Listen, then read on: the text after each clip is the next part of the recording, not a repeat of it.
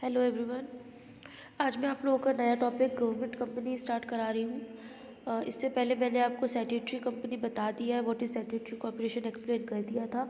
उसके advantages, disadvantages और characteristics हमने पढ़ लिया था। अब आज हमारा नया टॉपिक है गवर्नमेंट कंपनी। गवर्नमेंट कंपनी से आप क्या समझते हैं? सरकारी, ठीक है। गवर्नमेंट कंपनी से आप समझते हैं सरकारी। तो सरकारी कंपनियां कौन कौन सी होती है? सरकारी कंपनियों के क्या प्रोटोकॉल होते हैं और वो किस तरीके से काम करती है, ठीक है। तो सबसे पहले आप देखिए बुक में क्या दिया है। अकॉर्डिंग टू कंपनीज एक्ट, एक एक्ट होता है कंपनीज एक्ट, जिसके थ्रू कंपनीज को क्या किया जाता है, फॉर्म किया जाता है। तो इस वर्ड को आप, इस एक्सप्रेशन को आप याद कर लो। क्या है एक्सप्रेशन? Companies act. ये एक एक्ट है जिसके अंतर्गत कंपनी का निर्माण होता है, कंपनी को बनाया जाता है, ठीक है। Company, according to companies act, a government company is a company. अब देखिए, कंपनीज एक्ट के अकॉर्डिंग एक गवर्नमेंट कंपनी क्या होती है, ठीक है। एक गवर्नमेंट कंपनी क्या होती है वो आपको यहाँ पे ये एक्सप्लेन कर रहे हैं। तो कंपनीज एक्ट एक तरह का एक्ट होता है जहाँ पे हमें कंपनीज के रूल्स एंड रेगुलेशंस बताए जाते हैं, और उस कंपनीज एक्ट के द्वारा कंपनी की क्या डेफिनेशन बताई गई है, आप सुनिए। अब कंपनी, ठीक है,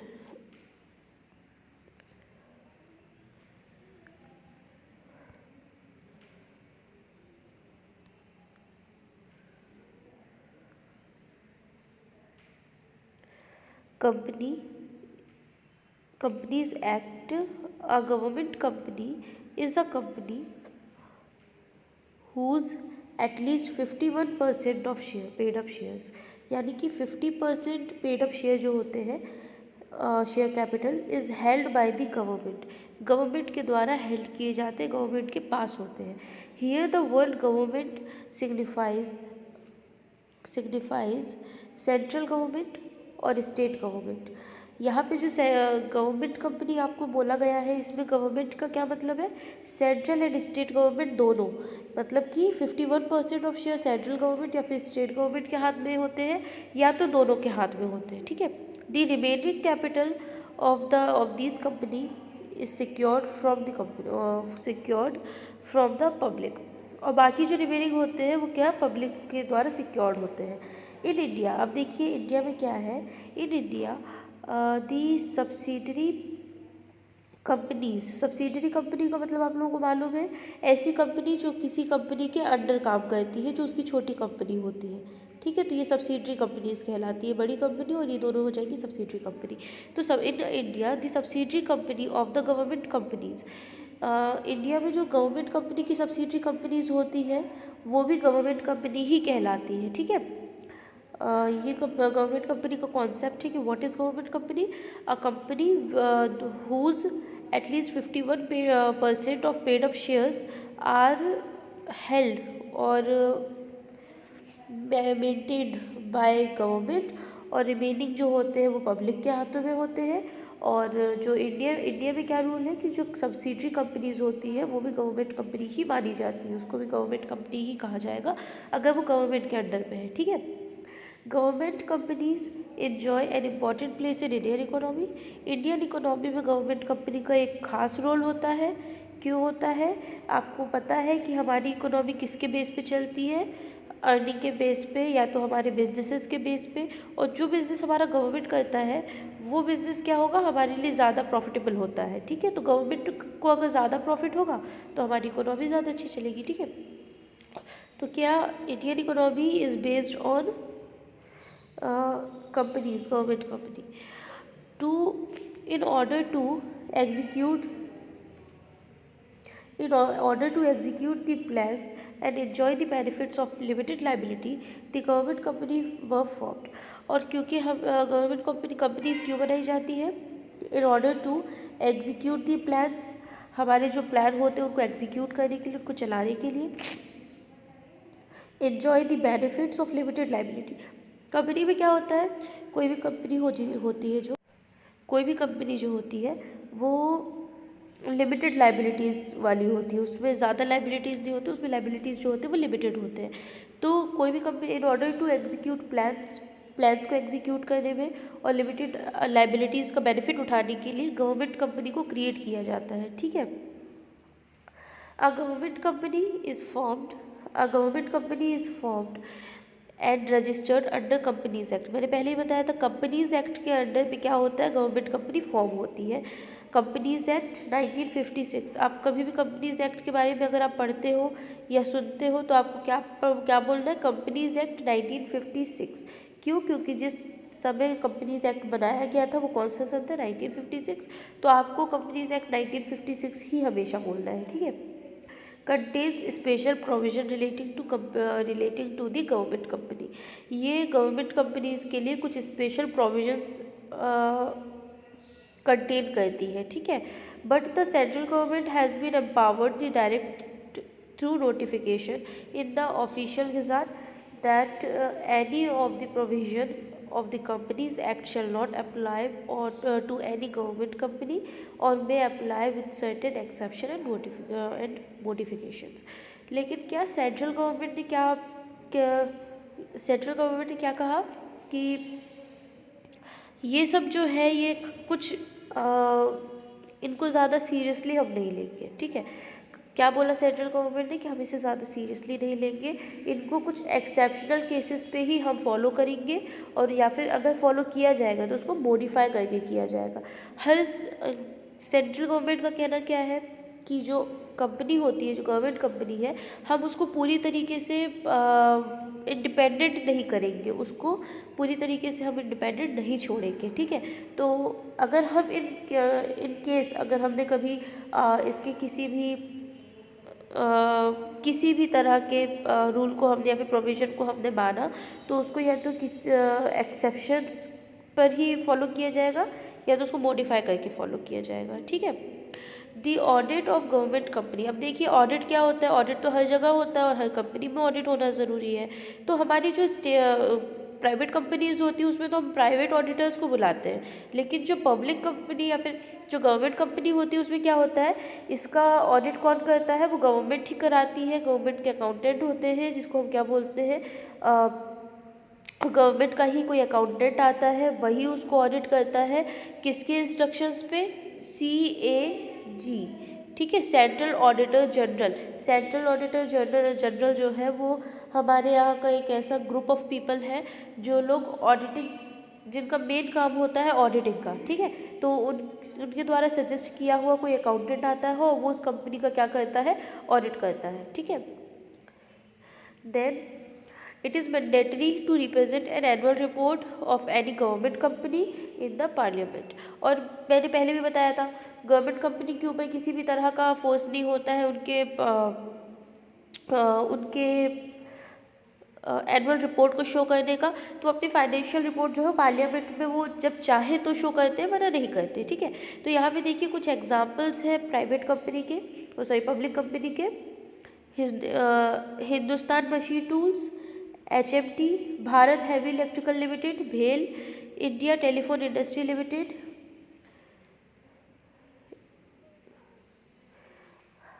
ITIL, Hindustan fertiliser and chemical limited, HFCL, Hindustan shipyard limited, HSL, Sindri fertiliser limited, SFL, national newsprint and paper mill limited, NNPML। ठीक है। तो ये कुछ यहाँ से यहाँ तक ये सब कुछ एग्जाम्पल्स हैं इंडिया गवर्नमेंट कंपनी के इंडिया में। तो आप इन कंपनीज़ को भी याद रखिए और इन कंपनीज़ के किस तरीके के फॉर्मेट होते हैं वो मैंने आपको बता दिया। गवर्नमेंट कंपनी किस तरीके से बनाई जाती है, कौन से एक्ट के थ्रू बनाई जाती है और इनके रूल्स एंड रेगुलेशंस क्या होते हैं और गवर्नमेंट कंपनी कौन कौन सी है इंडिया में। ठीक है। तो आप इनके नाम याद रखिएगा। अब देखिए नेक्स्ट क्या है, एडवांटेजेस ऑफ गवर्नमेंट कंपनी। हम गवर्नमेंट कंपनी बनाते हैं तो उसके हमारे पास क्या क्या एडवांटेजेस होते हैं, हमें उससे क्या क्या फ़ायदे मिलते हैं। ठीक है। तो गवर्नमेंट कंपनीज बनाने के फ़ायदे क्या हैं, सबसे पहले देखो आप, फर्स्ट पॉइंट क्या है, development of basic industries. Basic industries का क्या होता है, डेवलपमेंट होता है। ठीक है। जैसे कि स्मॉल कंपनीज़, ठीक है, स्मॉल कंपनीज़ को फ़ायदा होता है, कॉटेज इंडस्ट्रीज़ को इससे बेनिफिट मिलता है, ठीक है। Basic industry of India, basic industries of country demand maximum capital with investment and profit is availed in long term, ठीक है। जो बेसिक इंडस्ट्रीज़ जो होती है किसी भी कंट्रीज़ की, उसको क्या लगता है, कैपिटल लगता है, मैक्सिमम कैपिटल लगता है उनको, और उनको क्या चाहिए रहता है, उनका मैक्सिमम कैपिटल लगता है, इन्वेस्टमेंट उनको बहुत लगता है, और उनका जो प्रॉफिट होना चाहिए वो लॉन्ग टर्म हो, इसीलिए उनके पास क्या होना चाहिए, मैक्सिमम कैपिटल होना चाहिए, जो कि उनको मिल नहीं पाता है अगर वो छोटी कंपनियां हैं तो, या फिर छोटी इंडस्ट्री है तो। The establishment of such industry is essential for development of every nation. और इस तरह की जो इंडस्ट्रीज़ होती है, इस तरह की छोटी छोटी इंडस्ट्रीज़ होती है या फिर बड़ी इंडस्ट्रीज जो होती है, उनका डेवलप होना बहुत ज़्यादा एसेंशियल है। एसेंशियल का मतलब होता है इम्पॉर्टेंट, तो बहुत ज़्यादा एसेंशियल है इनका एस्टेब्लिश होना फॉर एवरी नेशन, ठीक है। जैसे कि इंडिया में बहुत सालों से चला आ रहा है कि हमारे यहाँ कॉटन और जूट की जो इंडस्ट्रीज़ है वो बहुत ज़्यादा फेमस है, हमारे यहाँ टेक्सटाइल इंडस्ट्रीज़ बहुत ज़्यादा फेमस है। तो ये सब क्या थी, ये हमारी गवर्नमेंट के इनकम के लिए बहुत अच्छा एक ज़रिया था, ठीक है। तो ये वो छोटी कंपनीज में से आ जाते हैं जिनको लार्ज इन्वेस्टमेंट भी लगता है। The government is in a position to have and invest large capital for such industries। और गवर्नमेंट को क्या करना पड़ता है, इसके लिए लार्ज कैपिटल इन्वेस्ट करना पड़ता है। More over the development of these countries is possible only in government sector. और इन इंडस्ट्रीज़ का जो डेवलपमेंट है वो कहाँ हो पाता है, वो सिर्फ गवर्नमेंट सेक्टर में ही हो पाता है। क्यों हो पाता है, क्योंकि गवर्नमेंट उनको बहुत सारे इन्वेस्टमेंट दे सकती है, प्रोवाइड कर सकती है, ठीक है। तो ये फर्स्ट एडवांटेज हो गया हमारा कि गवर्नमेंट कंपनीज जो होती है वो छोटी और बेसिक इंडस्ट्रीज़ में क्या करती है, हाथ बटाती है और उनको आगे बढ़ने का मौका देती है। नाउ सेकंड क्या है, increase in national income. Increase in national income, इस तरह की कंपनी से हमें क्या होता है, इनकम जनरेट होता है, ठीक है। तो नेशनल इनकम में हमें क्या हो जाता है, इंक्रीज होता है, इंक्रीमेंट होता है। The profit of these companies the profit of these company is the profit of government. In companies का जो प्रॉफिट होता है वो प्रॉफिट गवर्नमेंट का प्रॉफिट कहलाता है, ठीक है। तो the product of these industries is consumed in our country and exported as well. इन कंपनीज़ के द्वारा जो बनाया गया प्रोडक्ट होता है वो कंट्री के अंदर यूज़ भी होता है और इसको बाहर एक्सपोर्ट भी किया जाता है।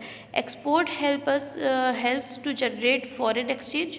एक्सपोर्ट से क्या होता है, फॉरेन एक्सचेंज जनरेट होता है, यानी कि हमारे पास फॉरेन का जो भी करेंसी है वो हमारे पास आता है और हमारा जो रुपीज़ है उसका क्या हो जाता है, कीमत बढ़ जाता है, यानी कि हमें उससे क्या होती है, हमारी वैल्यू बढ़ जाती है, तो हमें इनकम जनरेट होती है, हमारा जो नेशनल इनकम है वो बढ़ने लगता है, विच increases the income of the nation. इससे क्या होता है, नेशन की इनकम बढ़ती है। थर्ड क्या है, हेल्थ इन इंडस्ट्रियल डेवलपमेंट। इंडस्ट्रियल डेवलपमेंट में मदद करता है, ठीक है। इससे लार्ज स्केल स्मॉल स्केल दोनों जो इंडस्ट्रीज़ होती है उसमें मदद होती है। The government company in large scale industries in which production goes on continuously. Government companies ऐसी बड़ी कंपनीज होती है, लार्ज स्केल इंडस्ट्रीज होती है जहाँ पे प्रोडक्शन जो होता है वो कंटिन्यूसली चलता रहता है। These industries enjoy large scale economy. इनकी इकोनॉमी या फिर इनकी इनकम जो होती है वो लार्ज स्केल इकोनॉमी कहलाती है, ठीक है। The large scale investment, large scale production, large scale employment generation, large scale profit etcetera. इससे क्या होता है, हर चीज़ लार्ज स्केल में होता है। कैसे, इकोनॉमी लार्ज स्केल में होती है, इससे इन्वेस्टमेंट बढ़ जाता है, वो लार्ज स्केल में होता है, ज़्यादा इन्वेस्टमेंट होता है। लार्ज स्केल प्रोडक्शन हमारा बहुत ज़्यादा होता है। एम्प्लॉयमेंट जनरेशन जो होता है वो बहुत ज़्यादा होता है, लोगों को रोज़गार मिलता है इससे। लार्ज स्केल प्रॉफिट, और जब हमारे पास ये सारी चीज़ें लार्ज स्केल में होंगी और हमारा काम इफिशिएंटली होगा तो हमारा प्रॉफिट भी बढ़ेगा, तो हमारा क्या हो जाता है, प्रॉफिट भी लार्ज स्केल हो जाता है, ठीक है। Thus they play a vital role in industrial development. ये क्या होता है, वाइटल रोल प्ले करते हैं, बहुत बड़ा रोल प्ले करते हैं इन industrial development of the nation. किसी भी नेशन की इंडस्ट्रियल डेवलपमेंट में ये बहुत बड़ा रोल प्ले करते हैं, ठीक है। कंट्रोल ऑन मोनोपली, फोर्थ है कंट्रोल ऑन मोनोपली। मोनोपली मैंने बताया था एक व्यक्ति का जब मार्केट में राज होने लगता है वो मोनोपली कहलाता है, ठीक है। The industries of private sector try to create monopoly to enjoy higher profit. जो प्राइवेट सेक्टर के जो इन्वेस्टर्स होते हैं या फिर इंडस्ट्रीज जो होती है वो क्या करती है, वो मोनोपली बनाने लगती है ताकि उनको ज़्यादा प्रॉफिट अर्न हो सके, ठीक है। द सफ़रर्स यानी कि जो लोग सफ़र करते हैं, सफ़रर का मतलब होता है सफ़र करने वाले यानी कि परेशान होने वाले। The sufferers are common people and government too. इससे क्या होता है कि इससे जो कॉमन पीपल होते हैं, आम आदमी साधारण व्यक्ति जो होता है वो, और गवर्नमेंट, ये दोनों क्या करते हैं, सफ़र करते हैं, परेशान होते हैं। Thus government companies try to control the monopoly. Government company क्या करती है, मोनोपली को कंट्रोल करती है of the industry of private sector. Private sector industries की मोनोपली को वो लोग कंट्रोल करते हैं और उनके जो गुड्स होते हैं उनको वो रीजनेबल प्राइस पे रखने के लिए फोर्स करते हैं, ठीक है। Fifth point, control on unnecessary expenses.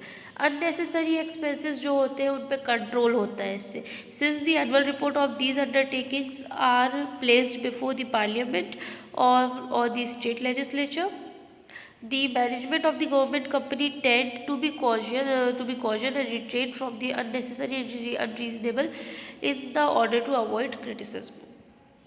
क्योंकि इनका जो एनुअल रिपोर्ट होता है उसको पार्लियामेंट के सामने या फिर स्टेट लेजिस्लेचर के सामने रिप्रेजेंट करना पड़ता है, तो ये लोग अपने एक्सपेंसेस या फिर एक्सपेंडिचर्स जो होते हैं बहुत सोच समझ कर ही करते हैं, जिससे क्या होता है ये क्रिटिसिज्म को अवॉइड कर सकते हैं। तो ये अंडरटेकिंग्स जो होती है ये बहुत कम एक्सपेंसेस करने के इसमें चांसेस होते हैं, और मैनेजमेंट जो होता है क्योंकि वो गवर्नमेंट के हाथ में होता है तो वो इन सब चीज़ों का ध्यान रखती है।